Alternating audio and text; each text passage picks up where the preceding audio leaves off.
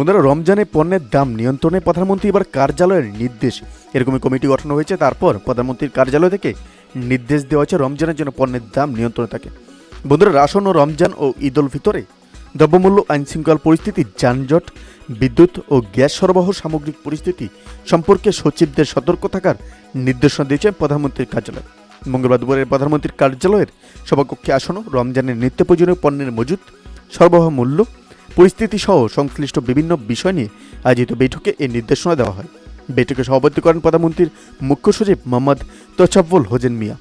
এতে প্রধানমন্ত্রীর কার্যালয়ের সচিব মোহাম্মদ সালেহ উদ্দিন সহ বাণিজ্য মন্ত্রণালয়, স্বরাষ্ট্র মন্ত্রণালয়, সড়ক পরিবহন ও মহাসড়ক বিভাগ, রেলপথ মন্ত্রণালয়, বেসামরিক বিমান পরিবহন ও পর্যটন মন্ত্রণালয়, স্থানীয় সরকার বিভাগ এবং বিভিন্ন ব্যক্তিরা বা বিভিন্ন সংস্থার প্রধানরা সেখানে উপস্থিত ছিলেন। বন্ধুরা, তিনি বলেন যে রমজানের নিত্যপণ্য যেন মানুষের কাছে পৌঁছায়, সরবরাহ শৃঙ্খল যেন ঠিক থাকে, সেজন্য আমরা সবাইকে নির্দেশনা দিয়েছি।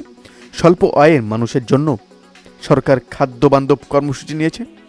OMS কর্মসূচি ও TSB এবং TCBর মাধ্যমে রমজান ও ঈদ ঘিরে 2 কিস্তিতে এবার খাদ্যপণ্য সরবরাহ করা হবে। তেল, চিনি, ডাল, ছোলা, পেঁয়াজ, খেজুর আমরা 2বার করে 1 কোটি মানুষকে দেব।